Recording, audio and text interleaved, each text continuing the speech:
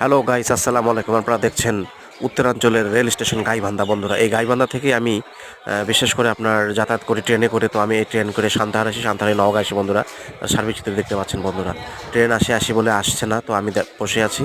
তো আসবে ট্রেন, এই ট্রেনে চলে আমি যাব নওগাঁ সান্তাহারে।